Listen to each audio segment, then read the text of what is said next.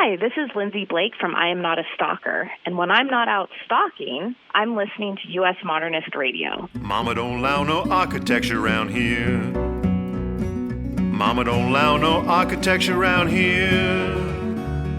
Oh, I don't care what Mama don't allow, gonna draw mine modern anyhow. Mama don't allow no architecture around here. Welcome to U.S. Modernist Radio, where we talk and laugh with people who enjoy, own, create, dream about, preserve, love, and hate modernist architecture, the most exciting and controversial buildings in the world.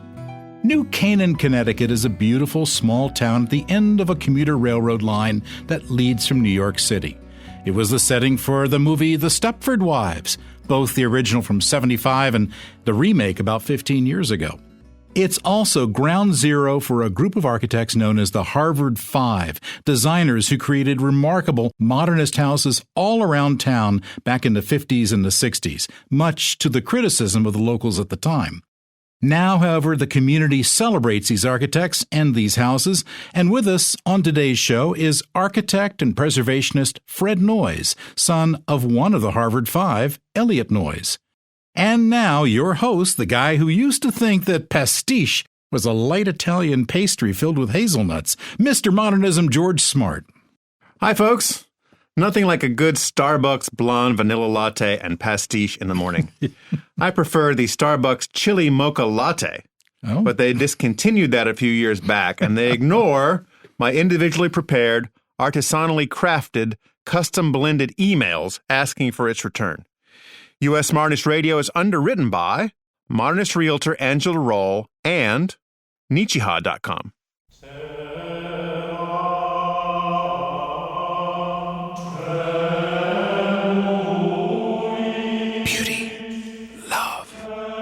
Durability, designed to last for years to come, bringing you peace and tranquility. You feel relaxed, knowing your house can easily achieve any exterior look and any color. Wood, concrete. Your house loves feeling this good, and you love feeling this good. Nichiha, Nichiha. Nichiha, Nichiha. Say it with me. Nichiha. Advanced engineering. Nichiha, Nichiha. Durability, textures, finishes, and colors. Visit Nichiha.com/US Modernist. Nichiha, Nichiha. Nichiha. That's N.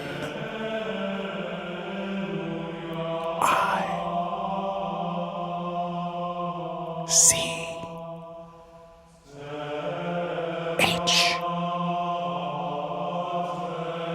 I H. Wait for it. A look you'll love. Nichiha. Born in Boston, architect Eliot Noyes graduated from Harvard University, having studied under Walter Gropius. After working for Boston's Coolidge, Shepley, Bulfinch, and Abbott, he left to work for Gropius and Marcel Breuer. Thanks to a Wheelwright Traveling Fellowship, he toured the U.S., visiting Frank Lloyd Wright's Fallingwater and Taliesin, Eliel Saarinen's Cranbrook Academy of Art, and some of Richard Neutra's houses. Plus, he spent time in Mexico. After returning briefly to Gropius and Breuer, he became the first director of the Industrial Design Department at the Museum of Modern Art back in 1940, launching the careers of Charles and Ray Eames as part of a competition that Noyes came up with. Noyes redefined how design was perceived as a marketing strategy for major corporations such as IBM and Mobile. He's recognized for his design of the World's Fair pavilions for IBM at Brussels, Belgium, and in San Antonio, Texas, the Westinghouse Pavilion at the New York World's Fair back in 1964, and the United Nations Pavilion at Expo 67 in Montreal. He is one of the noted Harvard Five architects, which our guest today will tell you all about. And I met our guest today, a really terrific guy, through an email. I was in New York City for the opening of the TWA Hotel, and later on, for the annual Philip Johnson Glass House Gala in New Canaan, Connecticut. It was about 8 o'clock at night, and I got an email from Fred Noyes, who generously invited me over to see his modernist house that very moment. So when opportunity knocks, I answer the door. And within 20 minutes, I was sipping martinis with Fred in what is now known as Noyes House 2, a modernist, amazing home designed by his father Eliot, where Fred grew up. The fast-moving conversation lasted until well after midnight, during which time I consumed at least 4 pounds of delicious cheeses and crackers, ate some unrecognizable but absolutely delicious meat products, and discovered a mutual interest in old Godzilla movies. Another one. Yes. Fred is a brilliant master of architecture and biology. He worked in architecture for Graham Gund and Cambridge 7, but for over 30 years, he's run his own design firm, doing everything from houses to hospitals to Bill and Hillary Clinton's summer White House on Martha's Vineyard, where he also has a house. He was awarded an honorary doctorate of education from the Boston Architectural College in 2007. Fred lectures on architecture, biology, visual studies, biochemistry, and has been associated with the Boston Architectural College since 1974, including being chair of the board of directors from 1995 to 1999. Welcome, Fred. Well, good afternoon, George. So those unrecognizable meat products, please don't tell me what they were, but I hope we have them again next time I visit you in New Canaan. Well, I'm still under the impression that pastiche is an Italian dish. You've just blown my cool on that. All the best bakeries stock pastiche, Fred. It's delicious, he says. It's just delicious. I see. That was quite an evening we had. I really liked that. That was a blast. You're a great host. And let me tell you, folks, his house, it's terrific. And in the future, you're going to get a chance to visit it more often as we talk a little bit later on about what the future is going to bring for the house. Fred, let's start with modernism in general. How did it come to the U.S.? Did it come from Germany? Did it come from Frank Lloyd Wright? How did the movement kind of get here and get a full head of steam? Oh, boy, you might be talking to the wrong person to get into the history like that, but I'll give you the briefie the way I understand it. Frank Lloyd Wright, of course, had his own workings going in the West and had his own set of people who followed him, Neutra, etc. But the influence that really took over the East Coast came from the Bauhaus, Walter Gropius in particular. The Bauhaus was only in operation for a few years, but it was very influential for people who were looking at the current state of breakthrough architecture, while teachings were really on mostly about the old Beaux-Arts styles. And that remained until the Bauhauses shut down and Gropius came over and began teaching at Harvard. And when he did that, he was the teacher of my father and the rest of the Harvard Five, and plus a whole lot of other people who then went off to spring for the ideas that they learned from him coming from the Bauhaus, and modernism is born. That's about as much as I know about it. So was Gropius one of these guys like our Henry Camp Hefner here in North Carolina who came in and rewrote the curriculum and fired a lot of the faculty? No, his role was actually much more limited to that, but his influence was much broader because he was bringing in this entire new way of thinking.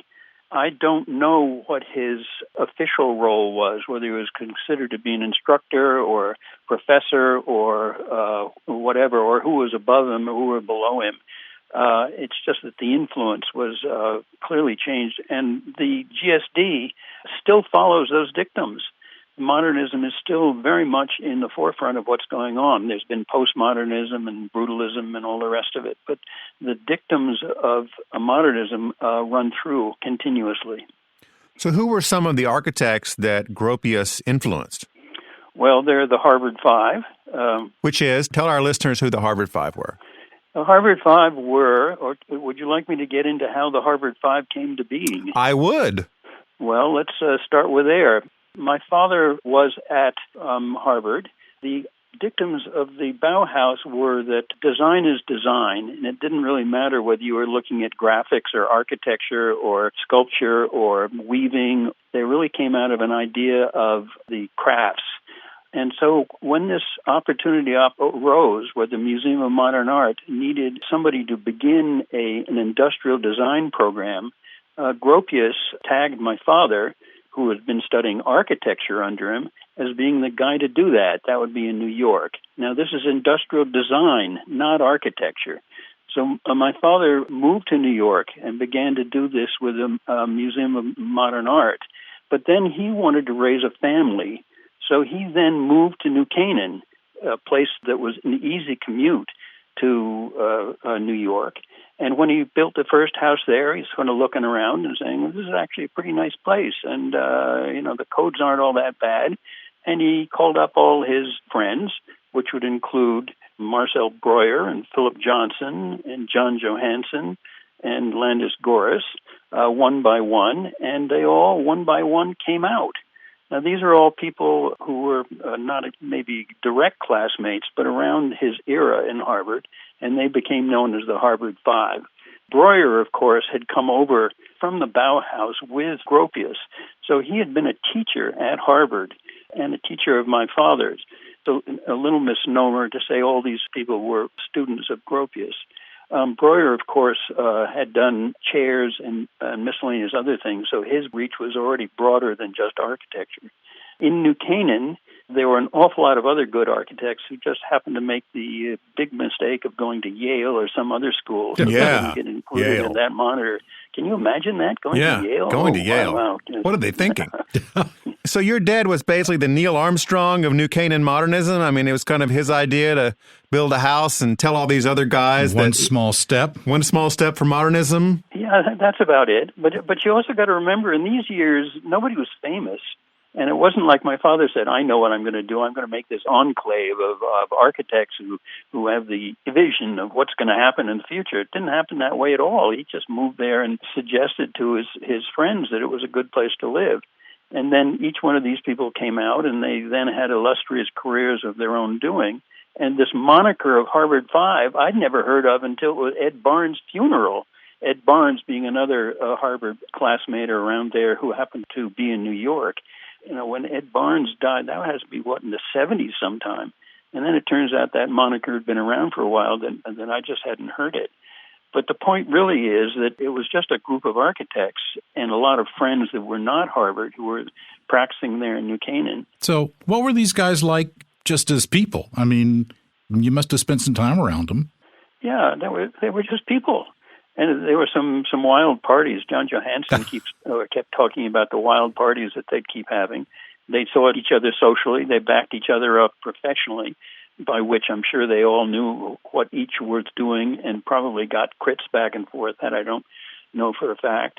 But it was all very informal. It wasn't any kind of set notion of people coming together on anything formal. And each person developed a career, which was a little different.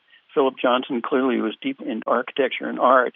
My father moved sideways into industrial design from his Museum of Modern Art days and into helping corporations understand design programs. And other people had different kind of careers. So they all mingled in this town, and they produced some rather amazing stuff in that one town. Now, when your father built his first modern house there and other architects were doing similar designed houses, I understand the locals were not too happy with this newfangled stuff. Well, you got that right. The New Canaan was a rather conservative town.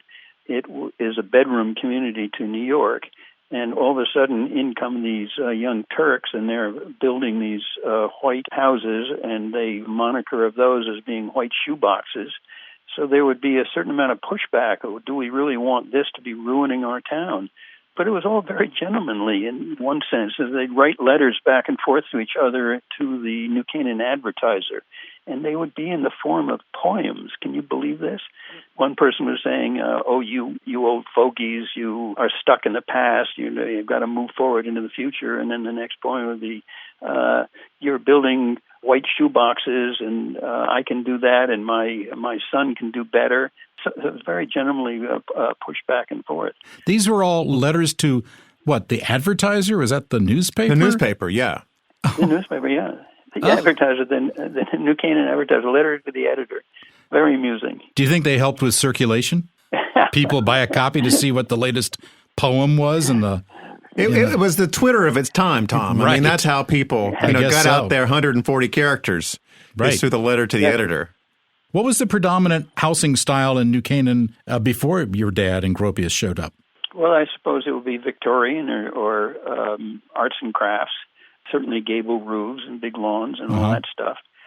Some rather well-formed estates, meaning a lot of land around it, but it's very rural, and it's even much more rural back then, and very New England in the sense of, the movies you mentioned being filmed there, they were filmed there because it has a lot of the classic New England picket fences and fields and cows and horses, especially in those years. What other modernist architects designed houses in New Canaan? I know Edward Durrell Stone was one, and I think Frank Lloyd Wright as well. There's a Frank Lloyd Wright house, yes. John Black Lee produced a lot of very good houses. Dick Bergman, there's an Edward Durrell Stone, Willis Millis, there's an Early Franzen house, Gates and Ford. I'm not sure I'm going to be able to remember it, but there are, something like 200 modern houses that were eventually built in that era. 200? I had no idea it was that many. Wow. Well, it may be less than that. It may be, but it's over 100. It's somewhere between 100 and 200. And a lot of them have been torn down for various other things going on. So I think it's down to 80 or 90 now. How long did it take for the town of New Canaan to warm up to these modernist houses? Well, it's not entirely clear that it's warmed up yet. Man. There is still new houses that go up, tend to be McMansions, things that really harken back to old years. So there still is a split within the clientele. Clientele, that's the wrong word, the populace. But there is a growing appreciation for the houses of that era, especially a lot of the Harvard Five and their compatriots had such illustrious careers that all of a sudden you look back and you say, oh, I understand what they were doing. And New Canaan has a reputation that is worldwide. You go to Europe, you go to Japan, and they know of New Canaan and the architecture there. The closer you get to home, the more it's, that. There isn't quite the same reverence. But New Canaan is, right at this very moment, they're really taking heed of what they've got. It's very unique to the nation. Where else do you get an enclave of really good architecture that's breaking ground in such a tight one town? You have to go to L.A., then you have the Eameses and the Neutras and the Lautners, but that's all spread out. You don't have it within one town. And there's a place down in Florida that has a few. So New Canaan really, in some sense, is the incipients of a lot of stuff that happened for modern architecture at that time. I noticed by looking back through the records that it didn't take long before New Canaan started having modernist house tours, at least annually, right? That's correct, and that really grew out of the interest of the local people to say, well, what are these buildings and what are these people doing? So the modern house tour started, I think, in the 50s there somewhere, and there were maybe a dozen houses that were open. And then it happened every, 1 year, 2 years. And then it became institutionalized in the sense that people really liked going in and seeing what inventions were going on. What was inside the shoebox? Yes, exactly. What was inside the shoebox. And then it stopped for many years. And it was only picked up again in, maybe 10 years ago, 15 years ago. So every other year now there's a Modern House Day where 4 or 5 houses are open, different houses every time. I think it's attended by 200 or 300 people. So at least some of them were hundreds and hundreds showed up for these over time. Easily. Okay. Easily. So you've done your research. Yes, our crack researcher, Cindy Stratton, not her real name, has been working on this around the clock. Let's talk about your dad, Fred. Eliot Noyes is not a household name, although the more I learn about him and the more I read our buddy Gordon's book about him, I just have such admiration for what he was able to accomplish over his career, particularly in the way that he transformed American corporations' strategy and beliefs around design. How did he convince some of these companies to consider design as a real marketing strategy? Well, let's see, I'm going to take issue with the statement of design as a marketing strategy. Okay. Because that is the idea that design is kind of a branding. You look at what you got and you put a face on what you got. And he went much deeper than that. Actually, let me give you the history of it. He was working on a typewriter in the Belgette's office, and the Belgette's office folded, and Tom Watson, who he'd known in the war, asked my father to continue working on the IBM typewriter. So my father started doing some industrial design things like the typewriter for Watson and IBM, but he took 10 years of trying to persuade Watson that the power of design was much broader than just a few little objects here and there. And in fact, the company, IBM, did not operate according to what it was in fact able to do. Now, in those years, it was the only game in town. It was the Microsoft, the Apple computer, everything, the whatever, really. Yeah. All in one. But at the same time, it looked like it came out of the 19th century. The computers they were using looked like old Singer sewing machines, which are black with little gold things coming down to the claw on the ball. And the name was International Business Machines, and they were housed in buildings that looked like Howard Johnson's. Guys ought to look like what you are. And you are the most sophisticated computer thing going, so you ought to look thoroughly 20th century. And not only that, you have to think about it as being throughout your organization, not just the way you look, but the attitude you have for the materials you use, the way you package, the way you advertise yourself, the way the people internally to your organization talk to one another. So in some sense, he brought design really squarely into the core of the organization and restructuring the way the organization was talking to itself. So it's way, way beyond a facelift or a branding. And that also means that when they built a new building in, for instance, Australia, that it was going to be built by the very best architect in Australia. Or if they were going to have a computer made in Switzerland, which was going to be shown in Chicago next to another computer that was made in Oregon, those two machines had to look as though they belonged together. So there had to be a program that encompassed the entire gamut of industrial design and architecture and colors and graphics and materials that made the company seamless with its design throughout the entire company. So that changed the nature of, or that brought the architectural reasoning, which is basically what this is all about. It brought it sideways into this new arena, namely corporations. And you can make a direct translation, I think, from that, what happened at IBM, to what you can see in Apple Computer, where if you go to the Genius Bar, it's because somebody thought that the client was the most important person, and therefore that you have to service them. Or as you undo a package of your new computer, it is an elegant piece that warms your heart as you're undoing it. So design is through and through to Apple Computer. That started with my father. He did it then for Westinghouse. He then did it for Cummins and Diesel. Olivetti had done it to a certain amount, which my father was very aware of. But as you see more and more corporations understanding that ergonomics or service to clients is really paramount, that's where it all began.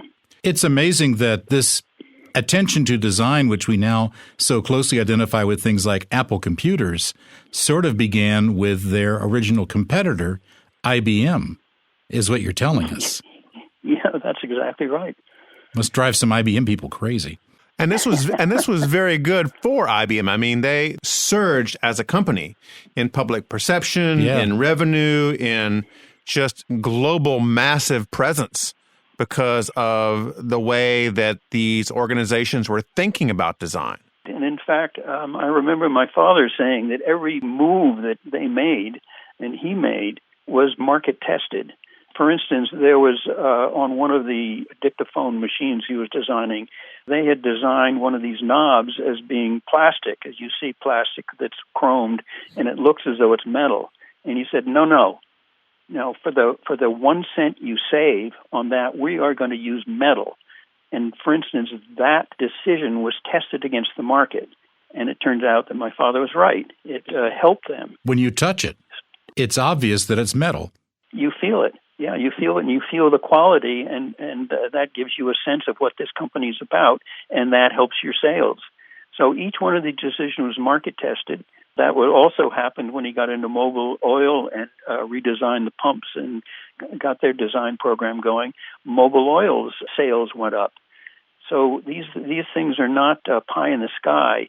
We're going to bring some lofty ideas to you. They come directly into the nature of the company. And for Apple, for instance, some of their competitors, of course, once Apple came out with, let's just say, the iPhone, once they came out with that, their competitors wanted to bring lower-cost phones to the market, thinking that, well, if we sell this for $100 or $200 less, everyone will come running.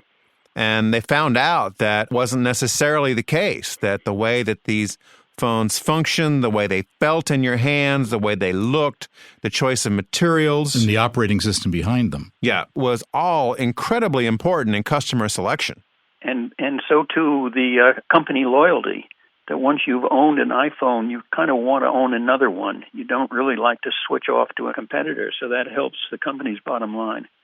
Now, there are a lot of companies that have a design program understanding. You look at Dyson, for instance, their vacuum cleaners. Those things are very elegantly put together and very user-friendly. There are more and more companies that are beginning to get this. So my sense is that it's not there yet. There are still an awful lot of people who don't understand the power that design can be brought to virtually everything, not just corporations, but everyday stuff, and that we can advertise that. We can get programs going that continue that. Fred, you grew up in the ground zero of modernism and architecture. So how did this affect your decision to go right into biology? Oh, boy. I don't know. I kind of liked birds when I was a kid. Okay. That works. And, there's a certain serendipity of the way your life works. When I was a freshman at Harvard, I took Nat Sci 5, which was taught by George Wald, who was a Nobel laureate, who'd done a lot of work on eyes, rhodopsin, and the biochemistry of seeing. And I thought that was fascinating. And so it led me into majoring in biology. And all through that was nothing but fascination, the way the actual physical world, the way organisms work, the way the biochemistry influences each organ, how organs talk back and forth to each other. And in fact, it's not that different from architecture. You have systems. You got a skeletal system. You got a nervous system. You got a muscular system. You got a hormonal system. They all got to work together. You can't have one not talking to the other. And how different is that from a building which has to have a structural system and a heating and ventilating system and a clear circulation system and pay attention to where the sun is? All these things intermingle. So of the two, the body is much, much more beautiful than any building I've ever seen. But it doesn't mean we can't try as best we can with buildings. That's a great thought. George just stepped out for a Starbucks blonde latte and some pastiche. So just 1 second here. Let's visit with the heroine of your favorite space saga, modernist realtor Angela Roll. As we've been following the standard sci-fi numbering procedure, thank you, George Lucas, we started with episodes 4 through 6, then moved back to episodes 1 to 3. So the next logical episode, of course, is number 7, Modernism Awakens. Fearless rebel leader, freighter pilot, and former slave girl Princess Angela Roll has vanished. In her absence, the sinister 5-story gray building code alliance has risen from the faux balconies and granite countertops and will not rest until Angela and the last modernist have been destroyed. On her frozen homeworld, not far from Alaska, where the last Starbucks closed a generation ago and the mocha frappuccinos have to be made without coffee and without mocha, our pal General Kate Wagner leads a brave yet Java and chocolate-free resistance from her icy gingerbread fortress. Yum. She is desperate to find Angela and restore design harmony throughout the galaxy. 4 solar systems and a planet over, General Wagner's daring and the rules don't apply to me architect Lloyd Wright is on a secret Starbucks run and discovers a clue to Angela's whereabouts at a price. Tune in next time when 5-story gray building code developer Lord Garth Vader's only son, Brad Vader, an orthodontist on the Wookiee homeworld, stops putting braces on Wookiees, which was never a fun job, and finally faces his father, Garth. Back here on Earth, this century's Angela Roll is your heroine of modernist houses, using her architectural training to specialize in modernist real estate, advising buyers and sellers on everything from appropriate renovation to finding an orthodontist without daddy issues. Angela Roll is your special real estate agent. Reach her at angelaroll.com, that's ROEHL, or 919-995-0550. I'm back. Did I miss the lasers? Do we have any lasers in this one, Tom? No lasers. Oh, okay. Just Wookiees. Just Wookiees. Okay. So, Fred. That's me. There are many, many important houses in New Canaan, but I want to talk about 3 because they tell the arc of the progression of modernism in town. First, tell us about the Glass House by Philip Johnson, the Noyes House, and a place that you and I visited recently called Grace Farms. How do they paint this rainbow of modernism? I'm going to narrow the scope of what you're saying here. I'm not sure they paint a rainbow of progression of modernism, but they do paint an exploration of ideas which are really quite unique and are cutting edge. There are, as I said, 100 or so modern architect buildings in New Canaan.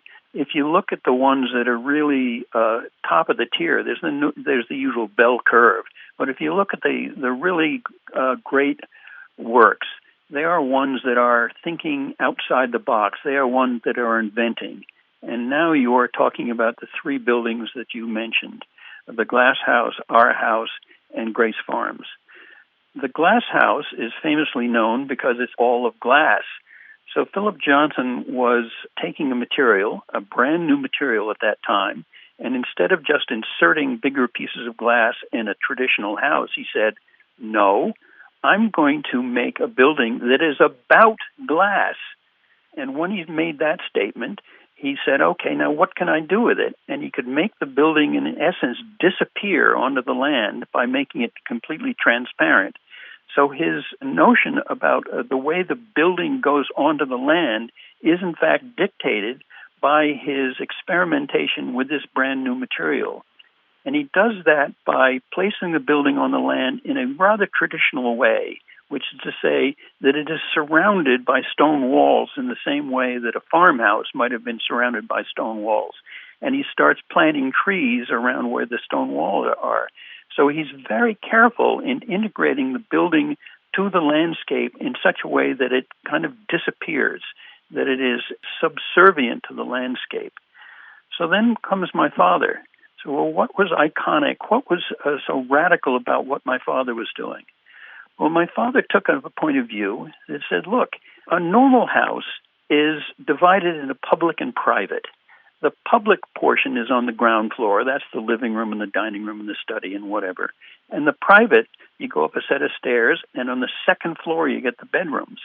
But he says, look, I can redefine what public and private is. I can make it where there are, in fact, 2 buildings. One is public and one is private.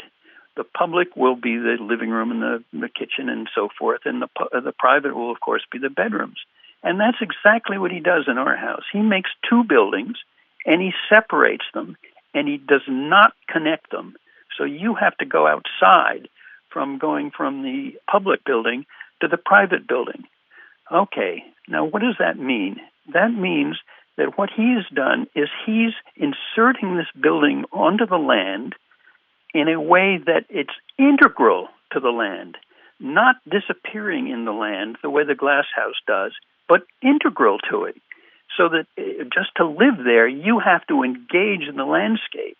And he does that even further by taking these 2 buildings and he reconnects them with stone, so that the 2 stone walls that are on either side of them look like every other stone wall in New England. As a matter of fact, you drive by the house and you would hardly see it because all you're seeing is a stone wall, which is just like everything else.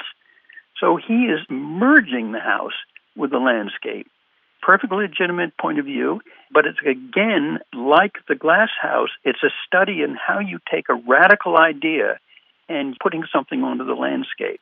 So for our listeners now, I want to encourage you to be Googling Noyes House too, because what Fred is describing, and I've seen this, which is wonderful, is that when you get up in the morning from your bedroom in this house and you want to go have a bowl of cereal, you have to actually go outside through the courtyard to get to the other side of the house where the kitchen is.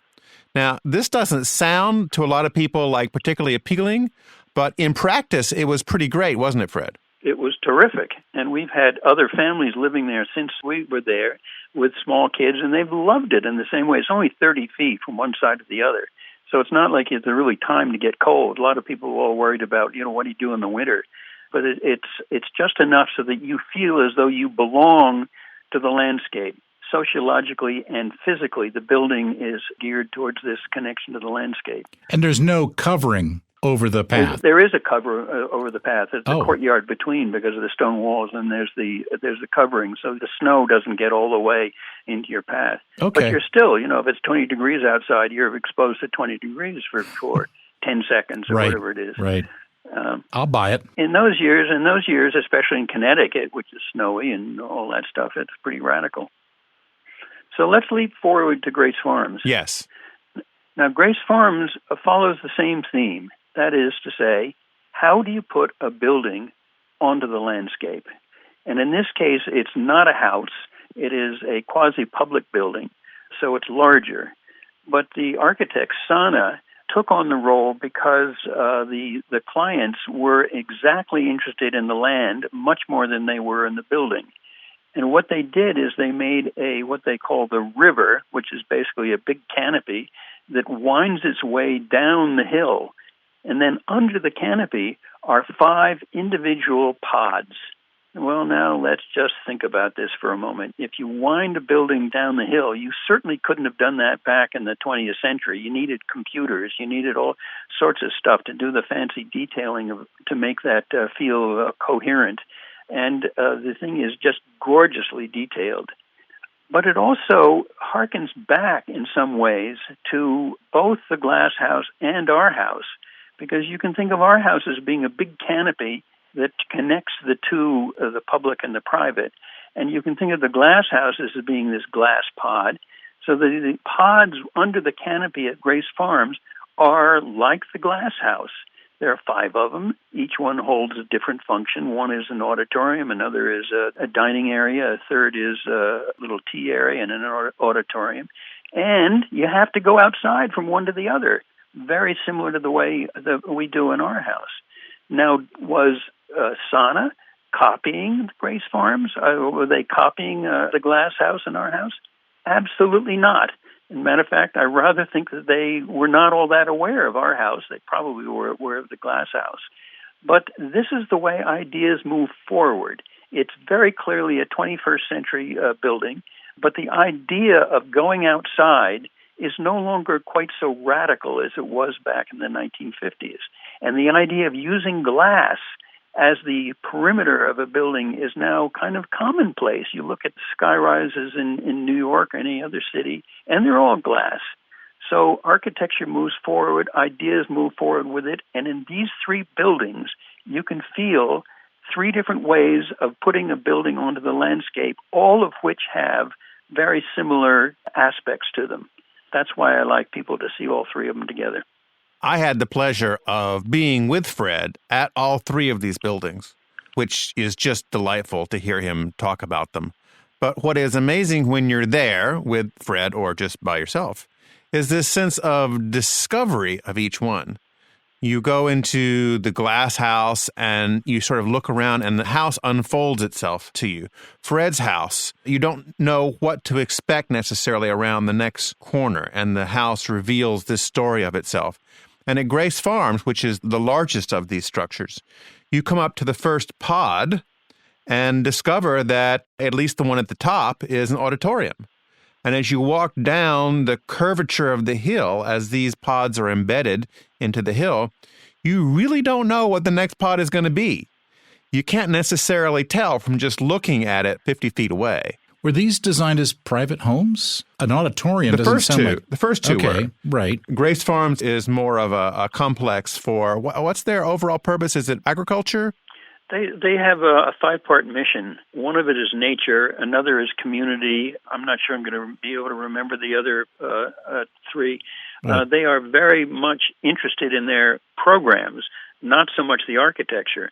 The architecture is a housing for the programs. But it turns out that the strength of the architecture helps the programs. It helps people coming. People love to come to the building because of the architecture, and then they get involved with the programs that Grace Farms is offering. And the last one of these pods is, amazingly, I had no idea this was coming, is a basketball court. It's mostly underground, right, Fred? Underground? Completely, yeah. Yeah. You see the second floor of it, so as you come up to the edge of it, you look down into it. But if you're away from it, you're looking through the glass surround right through to the landscape. Wow. And so do each of these buildings sort of appear, these pods, as you walk down the hill? Yes. There's a path you can follow. Wow. That takes you connecting to all I want to see that. You do want to see that. It is fantastic. Okay, I want to change subject just a little bit. Fred, you recently did something that I want to encourage all the modernist homeowners out there who have classic modernist homes to think about. And that's a very boring sounding thing called the preservation easement. So tell us about what a preservation easement does and why you decided to do this for your house. Well, let's see. Preservation easements are run by several entities. There's the National Trust, there's the Connecticut Trust, there's the Society for the Preservation of New England Antiquities, now called Historic New England. They all have similar programs. And what they do is they allow a homeowner like us to decide that there are certain aspects of our house that we do not want to be changed.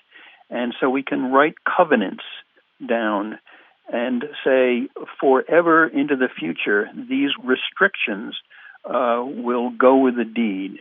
And then in our case, we were working with the Connecticut Trust for Historic Preservation. They will hold these covenants and they will have the power to enforce them so that whoever owns the house in the future, if they make a change which was against the covenants, the Connecticut Trust will have the power to say, no, you got to undo that with the tooth and the legal authority behind them. Now, why would we do this? Well, we would do this because I'm of the opinion that our house, along with a couple of others, are really iconic in this era, and they really deserve to be saved for history. So I would feel remiss if I hadn't done exactly that so that future generations can come and see our house and say, oh, I understand. It's kind of like going to some of the classic stuff in Venice or somewhere else where you really want to see what was going on in that era. Well, I think our house belongs in that category. I think the glass house clearly belongs in that category. But that's one way you can do it. Now, it's a very tricky line where you say, okay, should we put covenants on our house? There are a lot of homeowners who say, I really like my house. But the question is it really iconic? Is it really one of those buildings that really do need to be saved for history? If it is, go for it. If it's not, then find another way. I describe the preservation easement to people as a homeowners association for one, kind of like soup for one. Because you're writing up the same kind of document that a homeowners association might have for a neighborhood of 400 houses. Right, basically. About when you can put your trash cans out and stuff like that. What kind of flags you can fly, and if you can put your mobile home in your grass and things like that. Yeah. This prescribes that, and you can dial these rules and regulations up as high or as low as you really want. But what most people are trying to do, like Fred, is to preserve the integrity of the house so that someone doesn't come along, buy it, and then attach a Spanish villa onto the side. Now, who in other parts of the country would you go to help you make that happen? Does you have to have a trust of some kind? In each jurisdiction, Yeah. there's usually a preservation organization. For instance, in our state, it's Preservation North Carolina. Uh-huh. And who is yours through, Fred? Ours is through the Connecticut Trust. Okay. But I think the National Trust for Historic Preservation is probably national, and they hold covenants on several buildings. They do, indeed. Before the house gets transferred to another party, you're still there, and I understand that people somehow find you and want to look around when you're in town. Yeah, I love showing the house. I love showing that in groups frequently come from distant areas, 20 or 30 strong, and I try and accommodate them the best I can. Well, it's very gracious of you, Fred. It's just a splendid place. In the back of the house is a little studio. Tell us about that studio. Well, my father, one of the reasons that Gropius put the tag on my father to become the director of industrial design at MoMA was because of his drawing skills. He also spent a couple of years in Iran painting and on a dig from there. But he never really had enough room to do that in the house. He expected he was going to do some more painting and sculpture. He'd bring work home and lay it out in a desk behind the fireplace. So he said, I'm going to make myself a little studio so that I can have that out continuously. And that's what that's about. It's a very informal space, one you could hang up anything anywhere, build models, build sculpture, do painting, leave an easel out. My mother had some ceramics going. He built it, and he just began to get back into painting. Then he died, which was a real shame. He died working on the Chivas house? He died as he was working in the Chivas house, yeah. The house was pretty much designed. It just hadn't been built. When was this? He died in, 77, so yeah, it's quite a while ago. 42 some odd years ago. And then about that time in the 80s, I guess, along came something called postmodernism, or POMO. What's that all about, Fred? I've never quite understood that reaction to modernism, which I thought was pretty swell to begin with. Well, you've heard the moniker "less is more" from Mies van der Rohe, right? Where he edited down to simplicity. Postmodernism really took a point of view of they got a little tired of the sterileness of what a lot of not so good modern architecture can feel like, and so they sometimes reverse that phrase and say "less is a bore." Who was it said that? I think it was Venturi said that. And so there was a reaction against modernism where they said, all those little seraphims on those old medieval buildings, they're kind of fun. And what's wrong with entablatures? And what's wrong with the Corinthian column or two? And so they borrowed from the past and they began to have an eclectic type of style. There are some buildings, let me see, Robert Stern did a big motel or hotel in Florida somewhere, which has swans on the roof, which are gigantic. At Disney, yes. Which you would, yeah. You ought to fill in here, George. What? I'm filling. It's at Disney, yeah, called the Swan. Yeah. Oh. So that went on for a few years, and then there was a reaction against that, and then there was New Brutalism, which was very heavy concrete. The City Hall in Boston being a prime example. And there's been a slow move, actually, back towards some of the essence of modernism, though now done in a kind of sophistication that you couldn't do back in the early years because of the computers. Witness Grace Farms. Architecture right now is at a very interesting junction, because there are a whole new set of problems that need to be solved. In the years that my father was operating, it was really what materials were available, how do people live, what's the difference in lifestyle from pre-war to post-war, what are the opportunities of the land, the spreading suburbia. Those are the things that people were looking at. But now it's about energy. How do we build a building that is actually net zero? There is hardly an architectural magazine or an article within a magazine that doesn't refer to that. How energy efficiency, where do the materials come from, how long did it take to build, how much natural sun and natural ventilation can we use. So there's a whole generation of new explorations, not supplanting modernism, but adding to it. using the same notion about it's got to be comfortable spaces, it's got to open plans, things that came out of the generation, and taking it to a level in a new direction. I very much think we're at an exciting time in architecture. And most people don't realize that modernist homes were the original green buildings. I mean, they were designed to take advantage of location, where the sun rose and set, where the prevailing winds came through. A lot of these homes had no air conditioning to start out with because you could open the windows in a certain way and cool the house on its own. You had radiant floor heating, which was the hot thing for a number of years, and it didn't end up working all that well in some places. But that's how they do it in South Korea. Yep. They heat the floors. They heat the floors.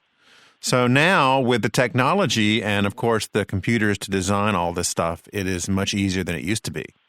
I'm always constantly amazed to walk into houses by Wright and others that are curvilinear, and I'm like, how did they do the math for this without computers? Slide rules. Well, your point's very well taken, George, and also the idea that they were very much aware of finances, that a lot of the early modern houses were done on a shoestring. They were not expensive because they were gearing towards people who were coming back from the war who didn't have any money. So instead of being embellished with all the filigree of moldings and custom this and custom that, they tried to bring it down to the simplicity and use the simplicity of just the sheer spaces to carry what the building was about. So all these things were new. They had not been considered in the previous era, and that's what modernism was about, is trying to figure out what things work and what things don't.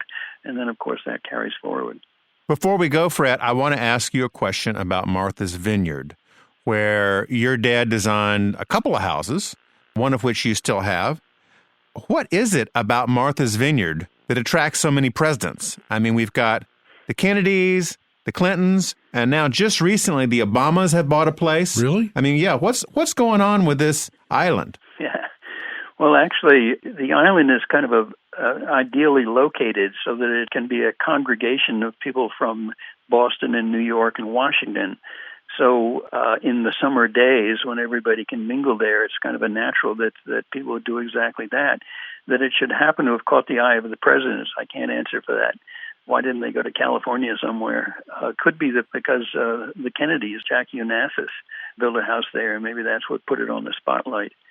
But again, there was a transformation of Martha's Vineyard in the early 50s, and that's because the farming aspect of Martha's Vineyard was crumbling. And so the land was available rather inexpensively to allow people to buy a plot of land. And now, because it was people coming from New York or Boston, they were building a very different kind of purpose. They weren't trying to live there year-round. They were just trying to live there during the summer months. So buildings became light, wood frame, no heating, maybe no interior finishes, again using glass, again able to experiment. There are a lot of houses on Cape Cod of famous architects who were trying miscellaneous stuff. It wouldn't cost them very much for their own houses. Breuer, Chermayeff, I can't think of other names. So Martha's Vineyard was caught in that idea of ability to do stuff that you couldn't do elsewhere, and in this glorious place which has sun and sea and marsh grasses and so forth. That's the best answer I can give you, George. That's good. I can't wait to get up there one day. Fred, thank you so much for joining us. It's been a blast. I'm so grateful that you came on the show. Well, it's been fun for me too, George, and I hope it works for you. Thanks for listening. U.S. Modernist Radio is underwritten by Angela Roll, your special real estate agent for Modernist houses, 919-995-0550, and by Nichiha.com/US Modernist. Visit usmodernist.org's massive modernist archives to hear past shows, discover 7,000 mid-century houses, and access 2.6 million pages of classic 20th century architecture magazines. Contact George Smart at george@usmodernist.org or on Instagram at mr.modernism. U.S. Modernist Radio is produced by Soundtracks Recording Studios in Raleigh, North Carolina. Our theme song is performed by George Smart and Robinson Earl. Chief guest researcher Cindy Stratton, not a real name, is moving to a new secret location since you people started Instagramming her shopping at Whole Foods. Yeah, what are you guys doing? U.S. Modernist Radio is a production of Modernist Archive, a nonprofit educational archive for the documentation, preservation, and promotion of modernist residential design. I'm Tom Guild. George and I'll be back soon with another indoor-outdoor episode of U.S. Modernist Radio.